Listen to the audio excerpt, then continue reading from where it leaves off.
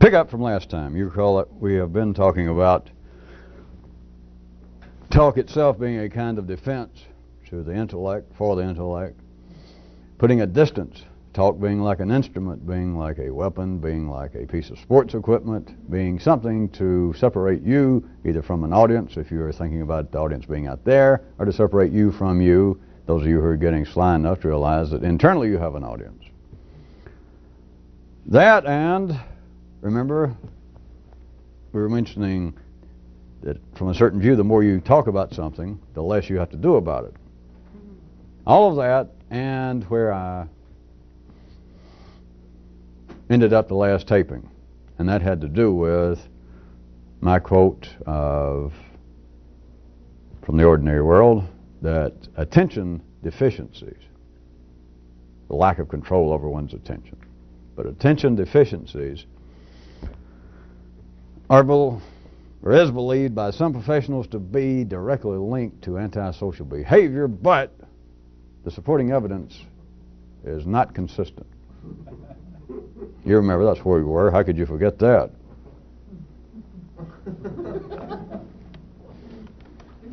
Not consistent. All right, here we go. Do you also recall a while back we were talking about the possibility, the strange possibility, that what a thing is not could be its ideal state? Do you remember the example? Again, I plucked out of The Ordinary World. I started to say the material world, but Madonna had nothing to do with it. It was in fact a man named Billy, you recall, I guess known as a transsexual, man who died about the age of 60, and they found out was a woman. And his wife and his grown adopted children were interviewed, and his wife looked dead in the camera several times and said that Billy was the ideal husband. And the children appeared to be perfectly sane. They said that they could not have asked for a better father. Now there you have living, unconditional, unadulterated inconsistency, right? That is, a woman dressed up like a man and his wife and adopted children saying he was the ideal husband, the perfect father. But it is what you couldn't ask for a better example of inconsistency, and yet Billy was the best. The thing not what it appeared to be. The thing literally not what it was. It was impossible. Billy was not a husband. He was not a father. Now, take that together with the first part and consider it in this light. Since all stories, all first stories, appear at first satisfying, like I guess if you were desperate and shipwrecked, floating out on debris, the first few sips of salt water, according to all reports, like first stories at first may seem satisfying, but then ultimately proved to be otherwise. And in light of the fact that all local explanations do not take into account, they avoid the universals tied in with the possibility that a thing's ideal state might be and what it is not. Now, putting all of those together, could you consider the possibility that inconsistency itself could be the most stable and the best proof? Need I point out, as always, from any ordinary old intelligence view, this is somewhere on the outskirts beyond the city limits of irrational and impossible, even though the sentence rhetorically makes sense. If this were true, consider this, that then existence itself would be its own best proof. Just that statement, period. No more philosophy, no appeals to the gods, no appeals to revelation, no waiting for tomorrow to come so that we get more information. Simply, existence itself is its own best proof. Again, this, even if an ordinary person tried to follow that, belies any sense of reasonable sanity and expectations, because existence itself is full of what? Don't say that. It's full of inconsistencies. That's why the sciences, even the soft social sciences, the arts, cannot come to firm conclusions. I'm sure that the ordinary life would agree. Because they're truly, like my first example, whoever I was quoting that said, you recall, that attention deficiencies are believed by some professionals to be directly linked to antisocial behavior, but the supporting proof is inconsistent. They would say, let us assume, that these professionals, in the quote, that do believe that attention deficiency is directly linked to antisocial behavior, it's not to say that they have no proof. By God, they've got some statistics. They'll take the bleach out of your hair. They got some statistics that are, of course, I don't guess intellectual people talk like that. They would say something like, they have some evidence and statistics that are quite interesting. All right? That is, they have some weight. This is not the complete thing of long hair without the symphony. It is not just a dream. These people are surely on to something. But insofar as making a blanket or a direct statement of fact such as antisocial behavior is directly linked to attention deficiency, no.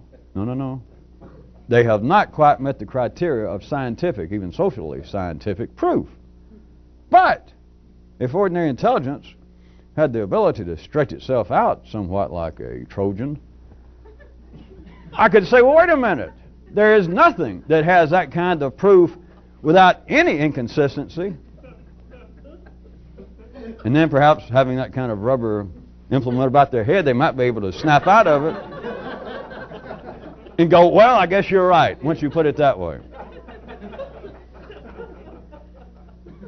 There would seem to be, beyond that inadvertent humor, I have no idea why you're laughing, when you think about all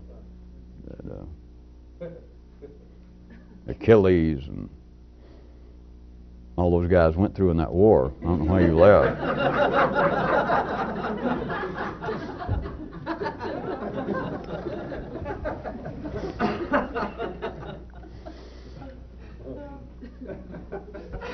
But if you tried to look at a blanket acceptance at the ordinary level of what constitutes proof, how do we know that 2 and 2 is 4? How do we know this? How do we know that this, or used to know that the shortest distance between 2 points is, and etc. They would say, well, the proof, if we are talking about real scientific proof, is we're talking about proof, and all the little scientific corollaries of it can be reproduced and etc., and it's the best possible explanation and all that. But also part of it is it's consistent. And the better the proof, if we're talking about something that is really bulletproof proof, there can be no inconsistencies. And again, if I could slip up on that kind of intelligence lurking about the walls of Troy, if there was such a place, and if there is such a thing as intelligence, if I rushed up and said, all right, give me an example, and they could just stretch it a little bit, ordinary intelligence, check yourself, you would have to say, well, if you're going to be literal about it, there is no such thing. But then the intellect would just do away with that because there is no profit in that at the ordinary level. That'd be like trying to prove to ordinary intelligence, individually or en masse to humanity, to try to prove, hey, you're not actually thinking, it's a dream. And what if I could prove that? What if it's true? What would I have accomplished if I told everybody, hey, you know, you think that you're thinking? You're not thinking. It's this big old machine that you can't see that's out in the universe, and it makes people think. It drives people. You just can't see the fuel, and you can't see the chains and the pulleys. But you're not thinking. It's thinking. And you're doing it. You're like a screen and information coming through it. What if I could prove that? What would I have done? Nothing, to say the very least.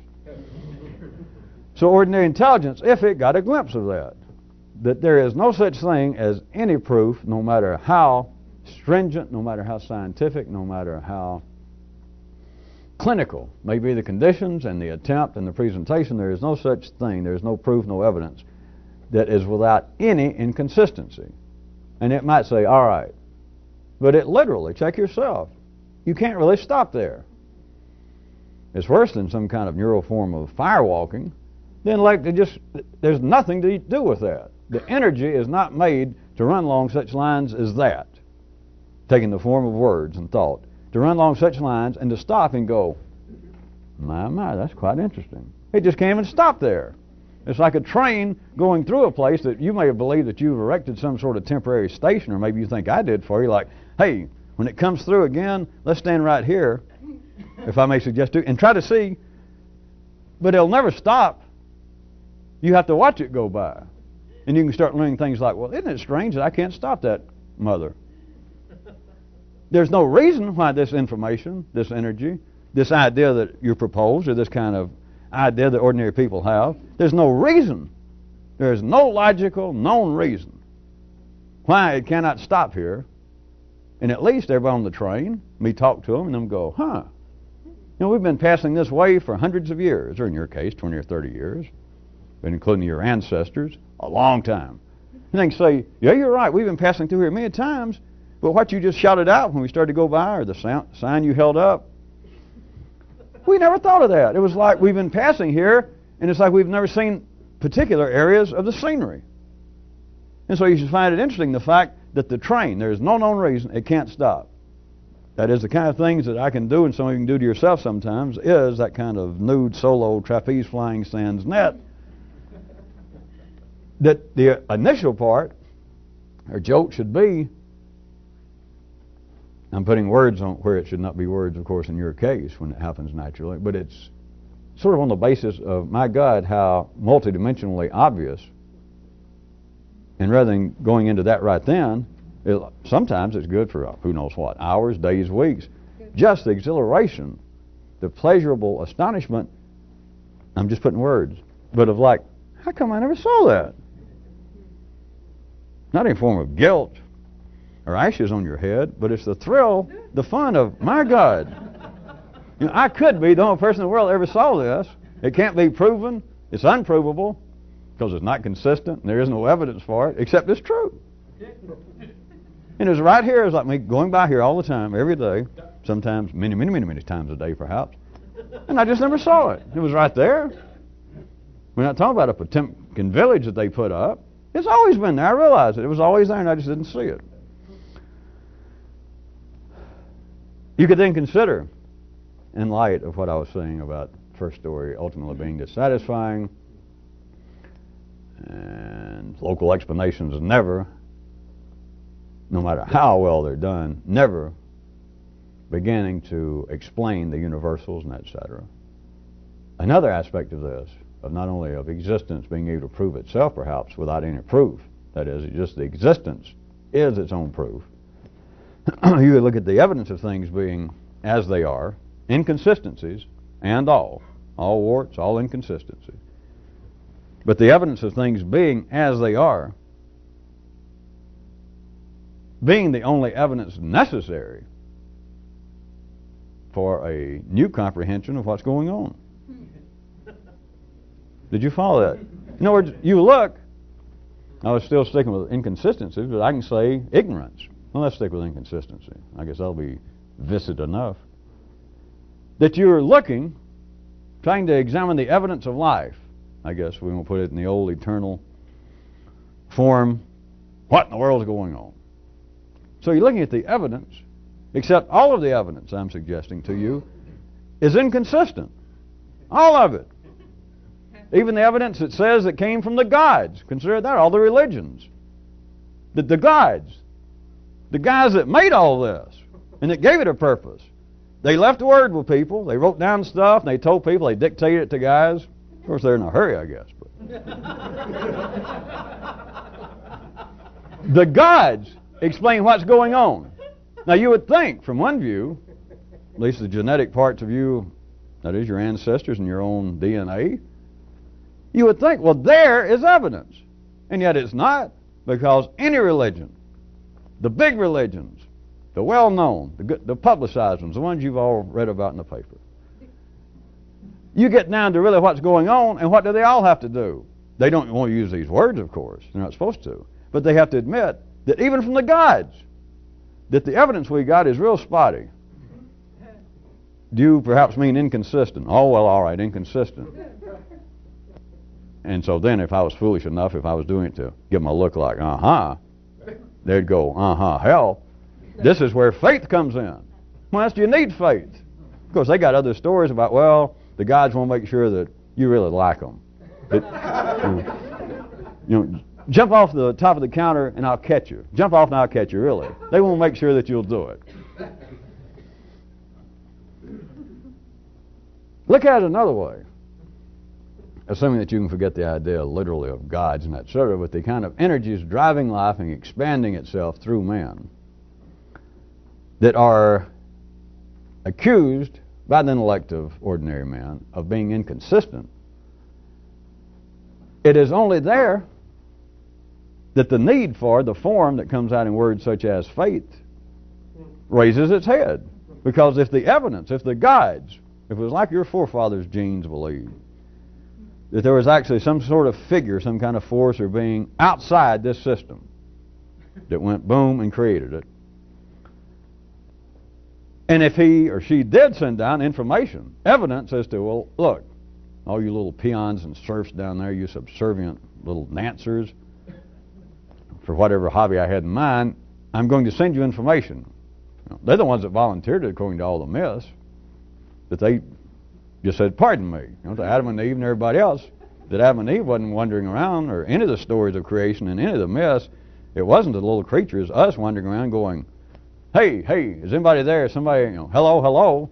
It was like they're minding their own business. They've been created and the stories drop it there for a few sentences. And then it's always that the guides suddenly, show up something like, bet you wonder who I am, or bet you wondered what I look like. And they'd never thought about it. Because you never thought about it until you heard about it. But if they went to this trouble, as the stories say, they went to all this trouble and said, well, look, I know you guys have been wondering what was going on. Of course, I assume Adam and Eve, speaking rhetorically, for all of us, had the wherewithal when they realized they were confronted with something that was probably, to say the very least, formidable, to go, yeah, we have, yeah. And this great voice and rolling thunders and all that went, I bet you'd like for me to tell you what's going on. We can assume without any doubt that our forefathers, Adam and Eve, went, yeah, we would. I just feel quite certain that Adam and Eve, allegorically for all of us, did not go, not particularly.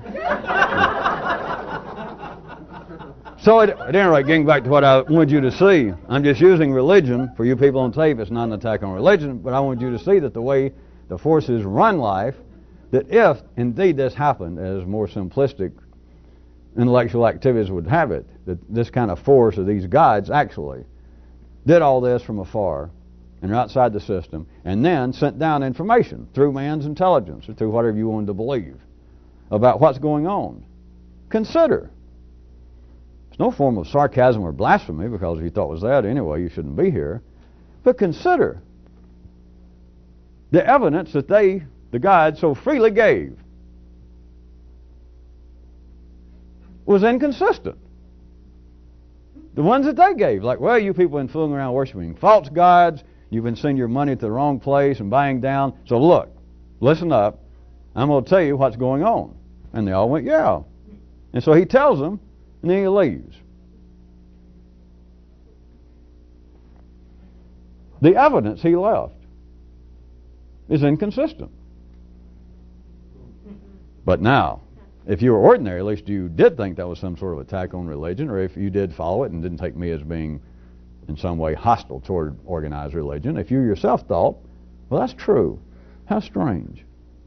There must be some kind of test, or perhaps the men that wrote this down misunderstood them, worldwide. But well, that was just another trying to show you the way the ordinary line of reason runs. But what I wanted you to see was there is always another possibility. The possibility being what the ordinary intellect takes as inconsistency could be the ultimate form of proof possible in a three-dimensional world.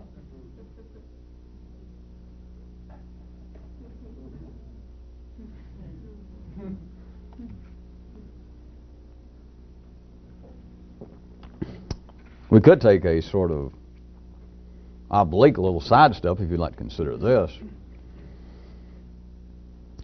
Within the body of whatever this is, you could also consider the possibility or the matter that the intellect itself is inconsistent.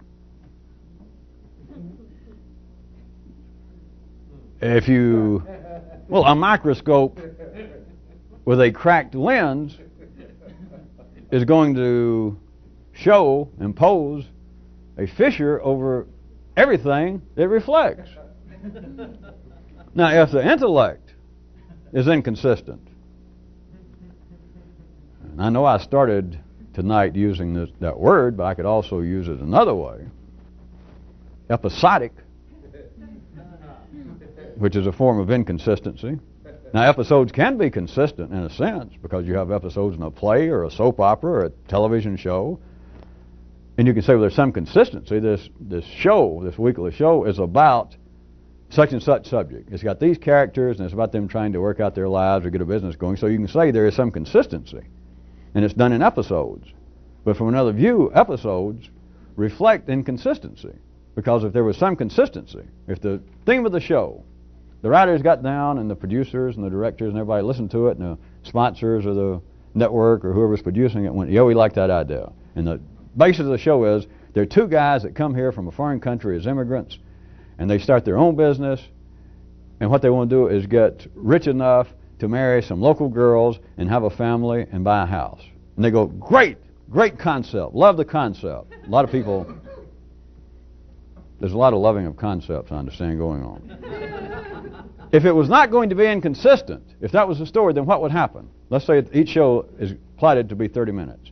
Then the first night, it would show these guys coming from a foreign country, getting their cards and they're getting a job, and they'd start a business right quick, and by the second or the first break for an ad, they would have already become rich, at least enough to meet some local girls, and they'd get married, and they'd move a family, and right there at the last, whatever it took in the 30-minute show, the last 26 or 27 minutes, there they'd both be standing, they got houses next door to each other in the suburb, and they're both smiling at their arms around their wives and their 2.5 little children, and that'd be it.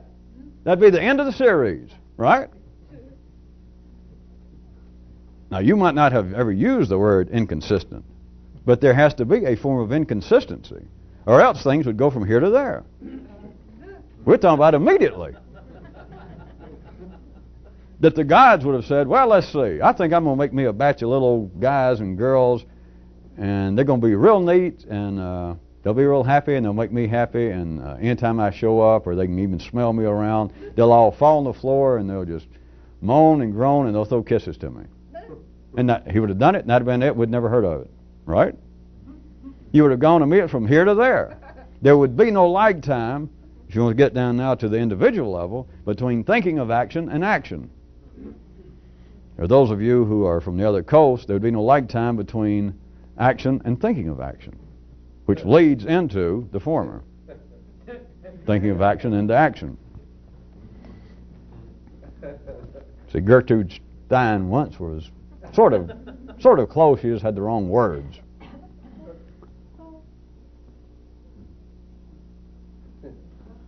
As long as I was taking an aside, how about another really aside? I pointed this out under other guises before.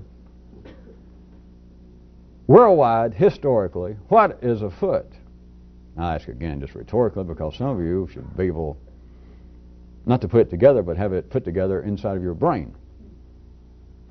What's a foot that people, men, are so driven to want to be thought of as consistent? In politics, it appears to be almost a case of do or die.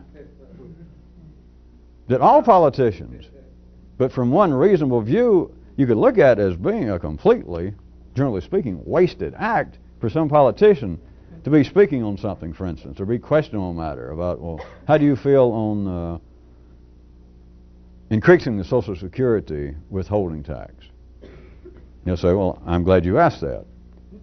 Because now I said this as far back as 1978. I have said from the very beginning that I am more in favor of trying to raise revenues along other lines. Now, I've said that. You can check my record. Who's going to check his record? And don't assume that what the example I made up was all that important. I could have made something less important that you might have thought, well, who cares? But even if you thought, well, I do care, I'm an employer and it may affect my pocketbook. Who cares if he, now you may care how he votes and how it comes out of the Congress, but who cares? Not psychologically speaking, what does it have to do at the basis of energy with you that he is consistent? But they will look in the camera, they'll want to stop things, they won't tell a reporter, or if it's questioned, if his opponent, or if a reporter, if it was a debate, an opponent, but a reporter can say, wait a minute, if I am not mistaken, checking my notes, last term of Congress you voted against a very similar bill. Now you talk about getting a man's attention, and talking about some quick, cerebral tap dancing. A guy will go, wait, oh, I know what you're saying. No, I know that bill. It was House Bill 759A, if I'm not mistaken. But let me tell you what, that thing had a rider on it. That the end attempt, I know how it appeared to you. You thought that I had changed my vote. I am telling you the way that thing was worded, had we voted for it, had I gone ahead and voted and we passed that, what would have happened, believe it or not, would have been the exact opposite of what you thought. Because I have always said I was against that. What does all that mean? All right, now forget what appears to be the hardwired example of politics and etc. What is afoot that men, religious people, thinkers, writers, just anybody almost off the street, you get them on the spot. Nowadays, get them on TV. And ask somebody, or ask a guy in the street, be taking a poll, I guess, and you ask a guy, just a guy walking down the street, you know, just somebody every day in common, like an attorney or a priest or a mechanic or somebody. And you say, we have such and such paper, and our question of the day is, do you think that we should help the homeless? I'm just trying to get something sort of contemporary. And you can just take an ordinary guy that you end up seeing his little face there in the paper, and he says, it lists his name and what he is, and he says, I have always said, who cares what the man's always said? All right, now get past the sarcasm, or the humor, crude humor of that, as you may have taken it. What is afoot that an ordinary guy walking down the street, no celebrity, and they ask him, what do you think about so-and-so? And they'll say, I have always. What he's saying is, I have consistently said, believed, thought so-and-so. Why are men driven to want that? Of course, it's not men wanting it, it's not men needing it, it is life needing a certain kind of energy exchange, and a part of it is reflected in the fact that consistency, whether the word is specifically is used, but consistency is one of the high-level flags waved all the way from the lower regions of more primitive groups of people to the most sophisticated. Consistency. But I'm talking about now specifically, not behavior I'm talking about now, I'm talking about talk. Behavior is something else. Directly connected, although the evidence is spotty, I'll assume. Inconsistent. Right now I'm talking about talk. Why is it that people insist, well, now I've always said so-and-so. Now, I took this as really an aside, but you must realize, surely some of you can already spot it, everything in secondary affairs, all of man's institutions, but all secondary activity would absolutely fall apart were there not the perception, the belief in, or the illusion, which is the same thing, in consistency. The church, any religion has to be consistent. Any political party has to be consistent. The way that churches, the way religions attack each other, the way political parties attack each other, the way economic theorists attack each other is what? You just never notice it's not just. If some guy comes out and he is a believer in whatever it is, the Elliott wave theory or some general theory of economics, and they're having a debate, And he says, well, I certainly support the XYZ theory of economics, at least in the 1990s. And his opponent says, no, no, no. Of course, they invited him here because they knew. He would say, no, no, no. He swore he would. So he says, no, no, no. But what's the first thing he does? Not just, assuming that they're as intellectual as economists would be, it's not, he doesn't just say, no, you're wrong.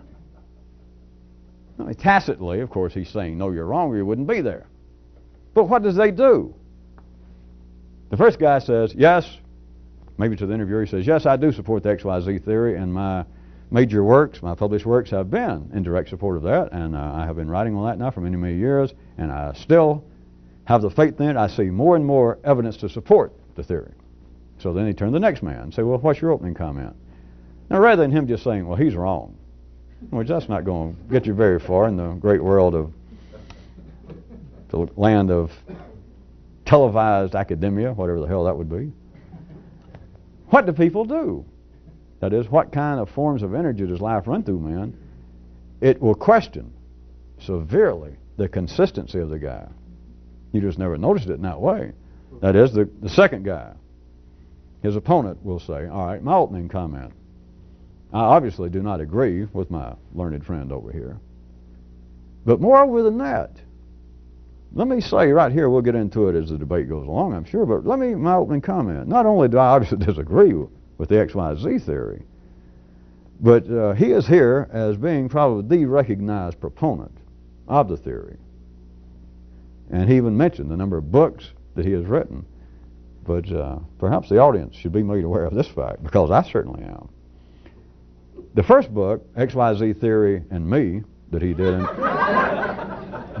1952, even the revised editions are almost, in areas I go into, at direct loggerheads to what he now holds to be the shining truth of the XYZ theory.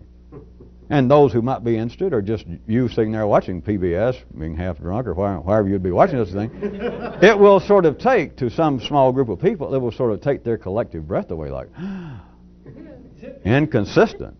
Not wrong. Wrong's one thing. But here's the guy presenting himself as an expert, that I can talk about stuff. I can talk about stuff, and I'm recognized as being an important talker about this kind of stuff. It's not just to say you're wrong. Remember my little example of the guy that was trying to make comments to the world-famous speaker that was speaking on British Romantic poets, and I said at the end, some little guy in the audience, that is one voice within a whole sea of nervous system, a collective genetic nervous system, could say, well, you're supposed to be an expert, but the date you gave as the birth of Coleridge, there's some question about that. I know where you got it, and there's some question. That's no longer considered valid. And the time you said when so-and-so moved, when Blake actually moved to that farm. You can pick that kind of stuff up, and as I was trying to show you, the more that you can talk about what you're doing, and the more that the talk suffices for any actual action taken, which I don't know how you'd take any real action on being an expert on the British Romantic poet. But the more you do that, the more this expert can entertain this kind of question from the sea of lower, older, more simplistic genetic voices that can ask those kind of questions, and the more you're an expert, he can hear those questions and kind of look at the rest of the audience, and sort of as though he's taking them in as more his equal than obviously this little peckerhead.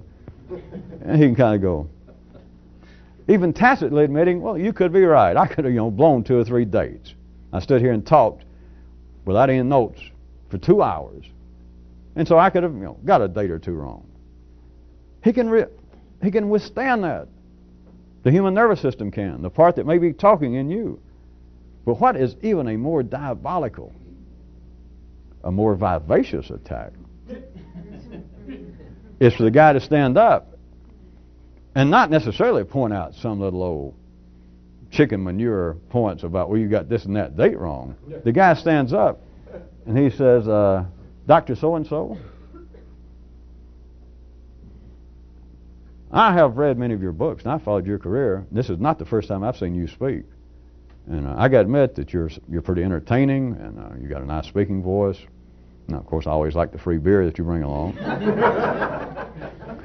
But I'm going to tell you what. As far as an academic, as far as a learned man, you are the most inconsistent figure, surely, if not in the whole area of Western lit, at least in your field. Then you would have problems. Then he would have problems. Think about it. People will take all kinds of accusations. If that was getting too highfalutin, try another quick scene. Let's see. A guy standing. We can go back to the general British Romantic period, but let's move it into the Oklahoma territories. And a guy's staying in a saloon, and somebody walks in, and he says, "Hey, you're big old bad Billy Underwear, the world famous killer. You're a no good person. You've killed a whole bunch of people that didn't deserve to die. Whoa, you're a bad person. I know who you are." Let's assume that it is this nefarious killer. Or let's assume it's not, either way. He can withstand that. But what, that he's been attacked. And maybe other people in the bar even look around like, "I've heard of you. Are you?" Or maybe they hadn't heard. The point is that somebody's accused him. "You're a terrible person. Terrible, terrible. Tut, tut, tut." And people in the bar may look at him like, "Well, that guy seemed pretty sane if he says that's a terrible person."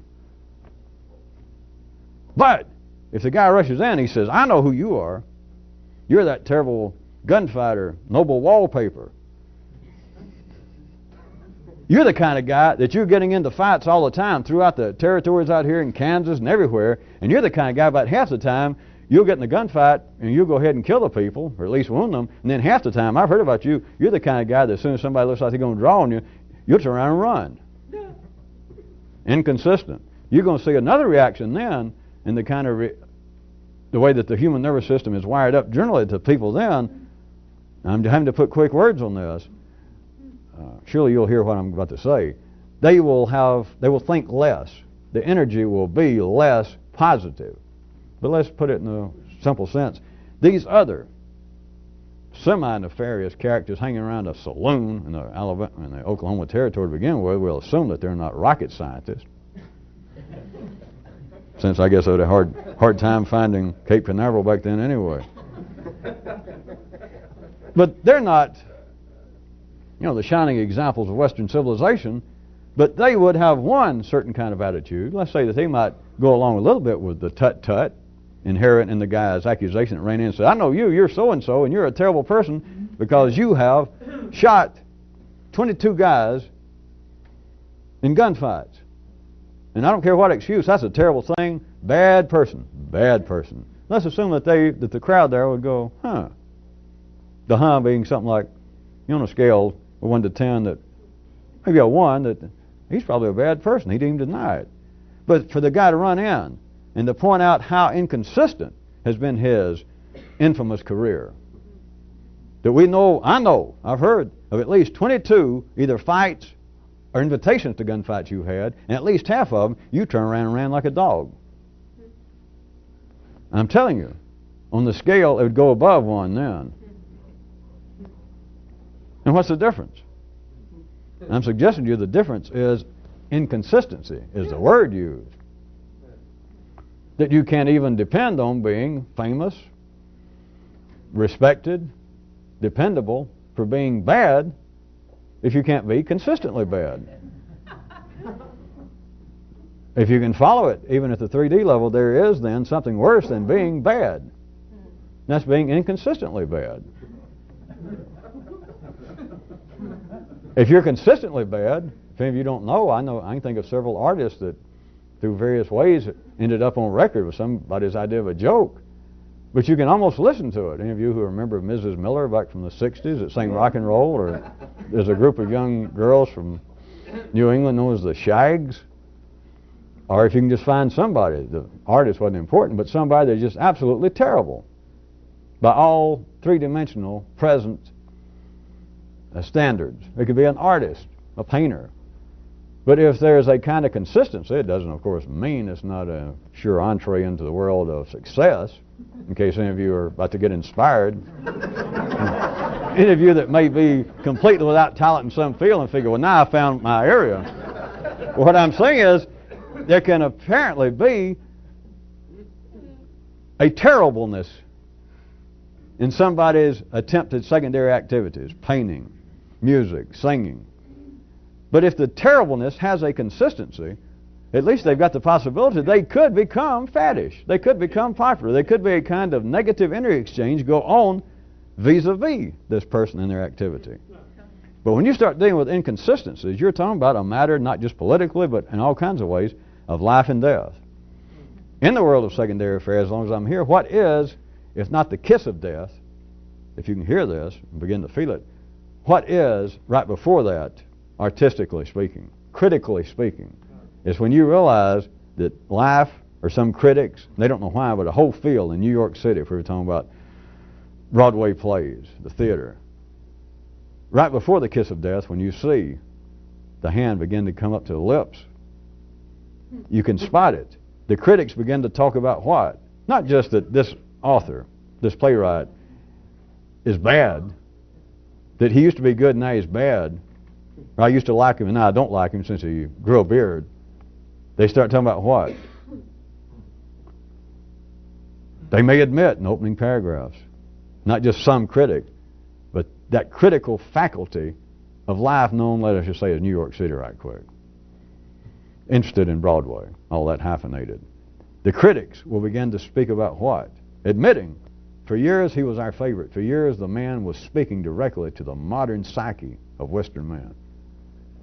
But these last few plays, and especially this new one, I can no longer tolerate and not speak up about the inconsistency. In other words, his art now begins to ebb and flow, whereas at one time the man was a tidal wave. There was no stopping him. Now it's as though the muses have begun to desert him, not have deserted him, but have begun to, which is worse, if you can hear it. It is a kind of, it's beyond the ordinary term, but it's a kind of death, slow death, by, you've heard about trying to kill people with backhanded compliments, sarcastic honor. It's even beyond that, because the critics involved may not be in any way notably engaged in the kind of energy that you think of as being sarcastic, but it's beyond a backhanded compliment holding, as it were, an asp. The death comes about that they don't just say the man lost his talent, the man can no longer write, the man can no longer compose, the man can no longer think. They don't say that. Now, it happens at times. It's just, the train doesn't left the station before you know it, and the guy's back to digging ditches, teaching school, whichever comes first.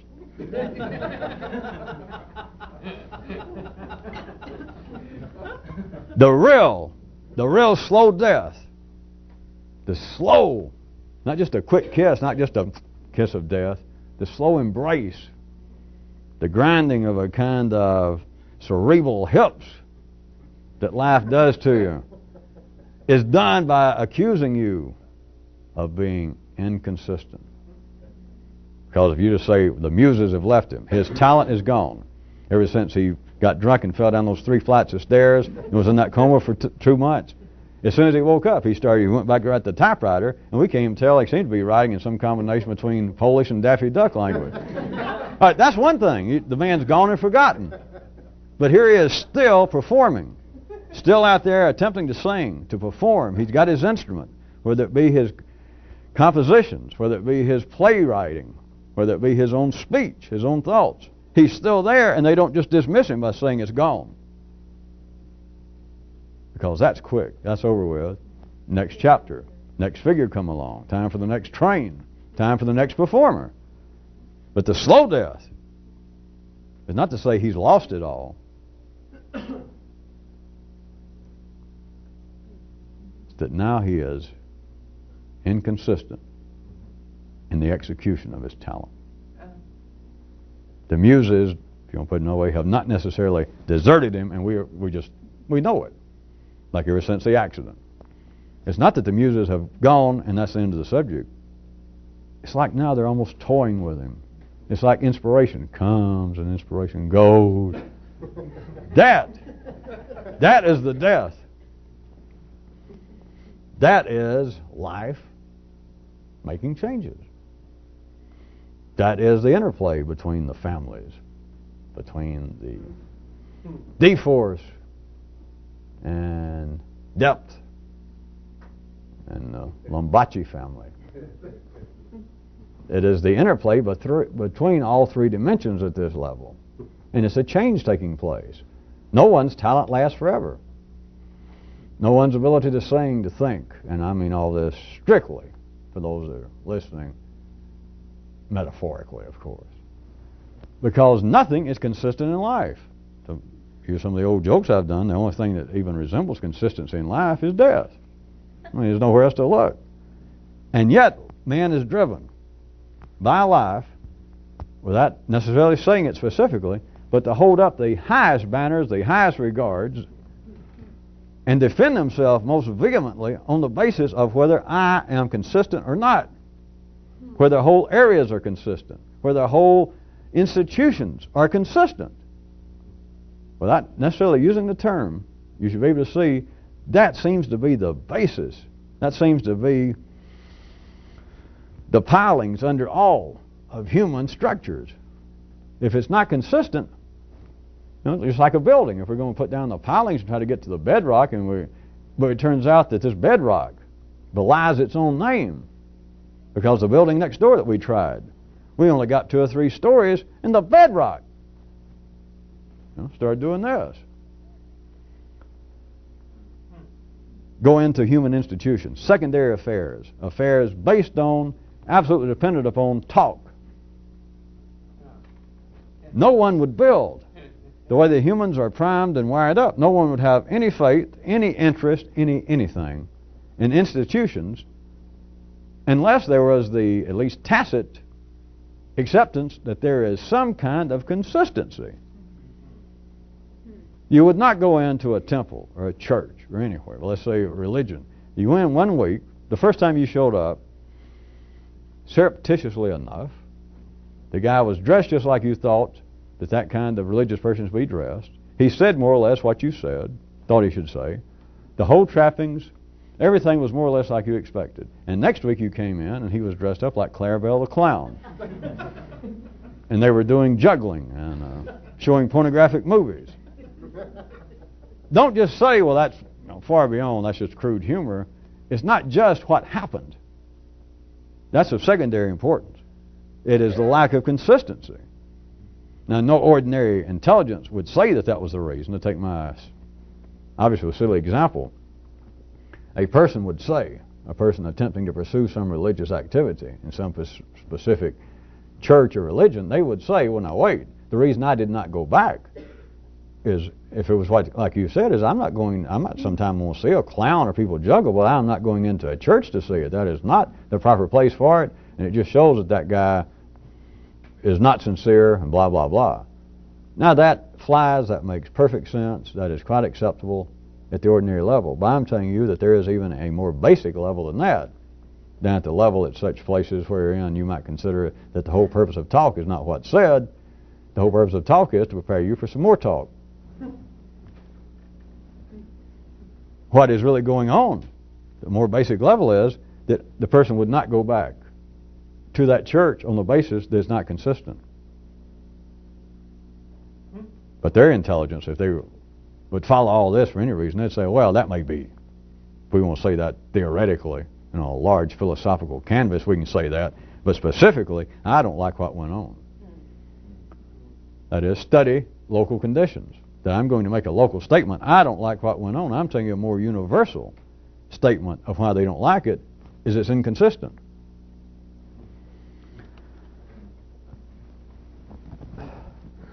Another little something that here I am at the end of the tape just like I was last time. Well, not just like I was last time, but I'd like to hit you with the same thing, that from a certain even more, not just oblique view, but from an even a more of a right angle, put all this in dashes connected with, from a more right angled, paralleled, manifold alternative compromise view. That'll do it. From that kind of view, don't make me repeat it. From that kind of view, there's something else could be said. And that is that inconsistency itself suggests a certain kind of vitality, a certain validity, in that the evidence, even sans consistency, is obviously still alive, which is more than can be said about almost any ordinary area of man's thinking or of man's institutions. And yet, that is not an attack, and it certainly wouldn't be taken by an attack by ordinary intelligence, because they find the lack. Again, they wouldn't use these words, but surely you can hear me. I keep saying that. You've got to hear me. We've only got 7 minutes. Ordinary intelligence would take the lack, but using the terms, of course, but a lack of validity, of vitality, vivacious. Is there a law against using vivacious twice in one evening? Probably. Probably twice in one lifetime. Evidence sans brio. That's enough.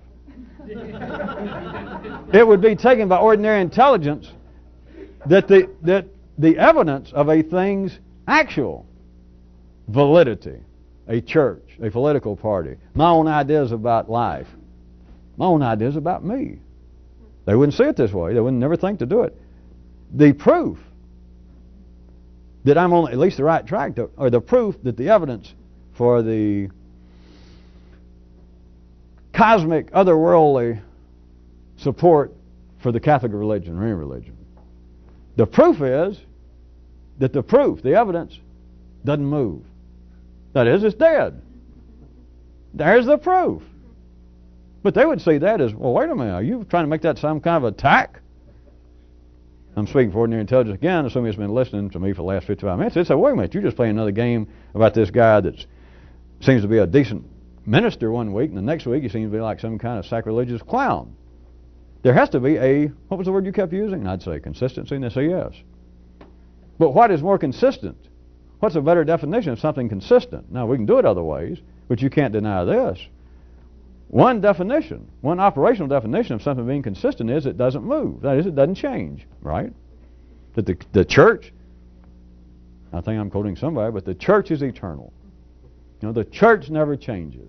That's why we love it. That's why you want to cling to the little slippers and the robes and the funny hats of people in religion, or to politicians, guys that stand up and say, I've said it once, and I'll say it again. And you want to grab them. But there's another way to see that what would seem to be the support for accepting ordinary evidence as being evidence is, it's dead. It doesn't move. So can you see that from a certainly more complex view, certainly not an ordinary view, that you could see what is ordinarily referred to as being inconsistency as being a kind of absolute proof that whatever's going on, that is this evidence that they're talking about, is less than conclusive, is less than consistent, that could be the best evidence that the evidence is good, because at least the stuff is still kicking. It's still alive. Or I could put it to you another way, I guess, that a revolutionist definition, if not synonym, but a definition of the truth could be another word that's never been listed as a synonym for it. And that word would be action. It absolutely, in a way, of course, this is not any obvious counterpoint or contradiction to ordinary life, so I can't say that's just an opposition that's absolutely irrational and insane to ordinary thinking. It's off in another direction that ordinary intelligence hears that, and that wouldn't even think. That'd probably be the last insult or attack it could make on what I said. It's so far removed from being the opposite that it's what's worse? It's inconsistent, by God. If not irrelevant, which is another form of inconsistency. In case you never thought about it, because ordinary intelligence only considers that relevant which is what? Consistent. It's the only way it can be.